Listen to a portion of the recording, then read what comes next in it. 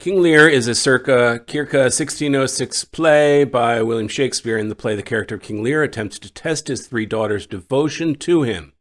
He later expresses regret for his actions, as is evident when he blank. Okay, so this is command of evidence. We need to illustrate his claim, that is support, with a quote from below. And what would I guess that would be? What would my predicted answer be? Well, he's regretting his actions when he tested his daughter's devotion. So something that shows he's, feeling badly about what he did. He would like to take it back, so to speak. So let's check the quotes. Says of himself, I am a man more sinned against than sinning. So there he's kind of saying others sin more than me. So that's not really it. That's not taking sort of personal responsibility and regret. B, says during a growing storm, this tempest will not give me leave to ponder on things would hurt me more. No, I'm not sure what that's saying. That's just basically saying, doesn't give him the ability to think about things.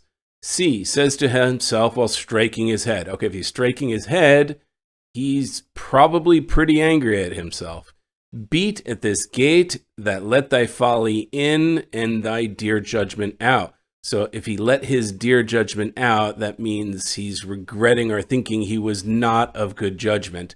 This is it. He's regretting his actions. He's thinking he was not, his judgment was not appropriate. That looks to be the answer, C.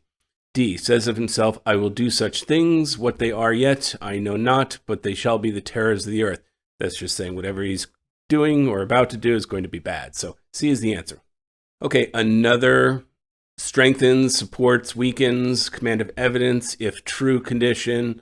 So let's see what the hypothesis is in this case. Researchers hypothesized that a decline in the population of dusky sharks near the mid-Atlantic coast of North America led to a decline of population in the eastern oysters in the region. Okay, so sharks, not equal to, but they're related to the population of oysters directly. Okay. Dusky sharks do not typically consume eastern oysters, well, of course, because they wouldn't go up together or down together, but do consume cow-nose rays, which are the main predators of the oysters. Okay, so here's what happens. Sharks eat rays, and rays eat oysters. So as the sharks go up, the rays go down, and the oysters go up. So sharks and oysters go together, and vice versa. But it's indirectly through this mechanism of the rays. So if we want to support this hypothesis, I want to see if sharks go down, that rays go up, or vice versa. I want to see that shark to rays connection that's really supposedly driving that in the answer. Let's see. A, declines in the regional abundance of dusky sharks. Prey, other than cow-nose rays, are associated with regional declines in dusky shark abundance. No, we're talking a relationship between other prey and dusky sharks. That doesn't really help us.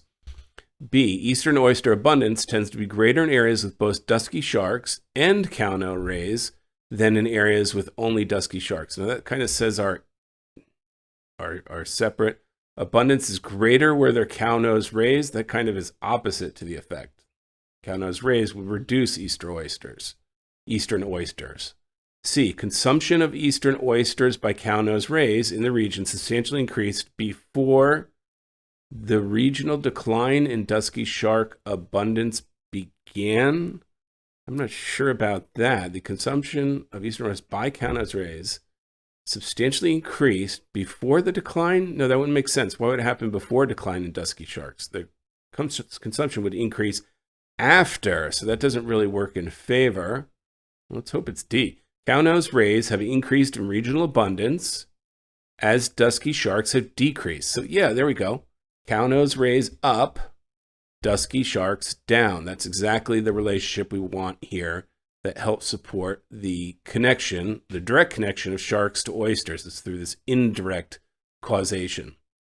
D is our answer. Okay, another if true, supports, weakens, but this is going to weaken the claim that we're looking for this time.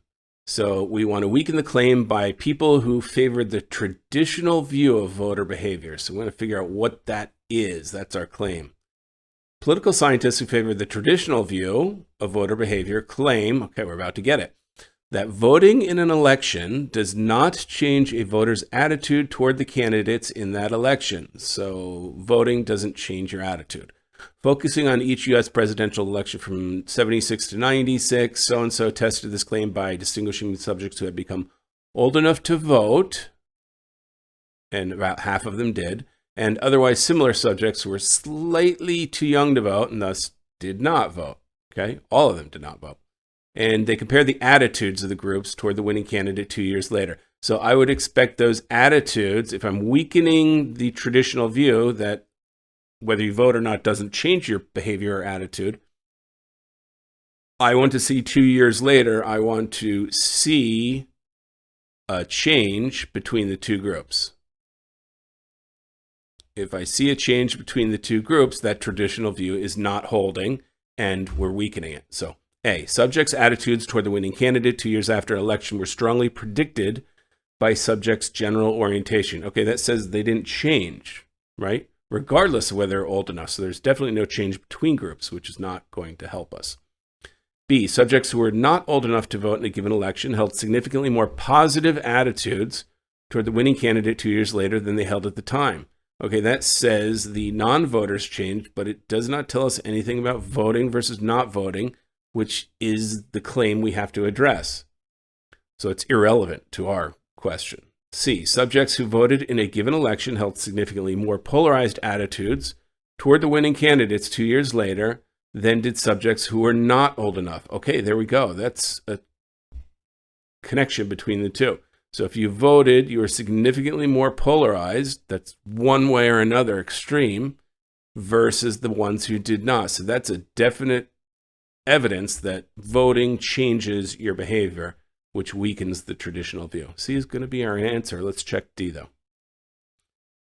2 years after a given election, subjects who voted and subjects who were not old enough to vote were significantly more likely to express negative attitudes. Okay, that's the sameness. That shows no change. That doesn't weaken the traditional view. C is the answer. Several studies, okay, wait, let's just check. This is an if true condition, and we want to support their conclusion.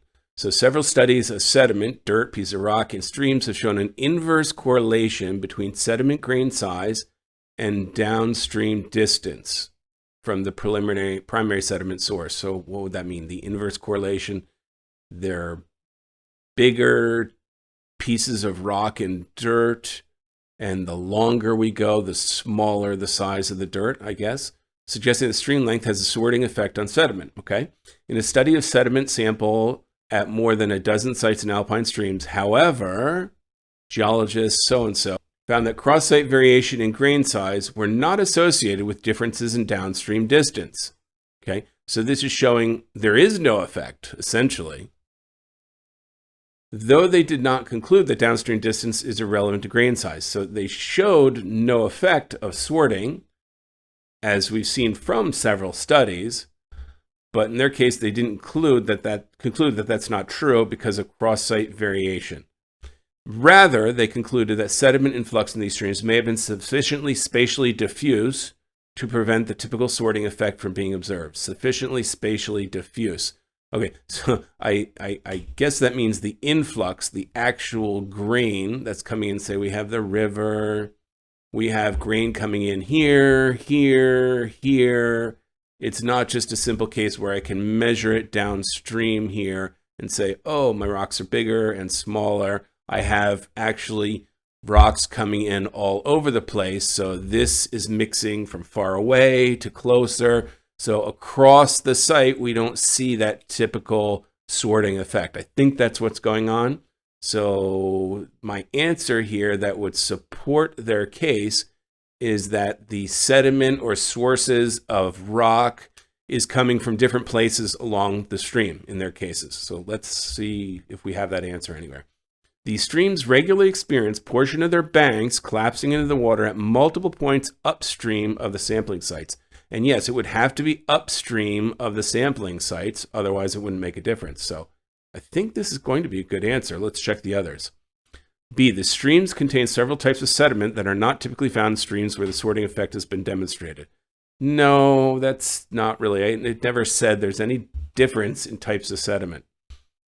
C, the streams mostly originate from the same source, but their lengths vary considerably due to the different courses they take.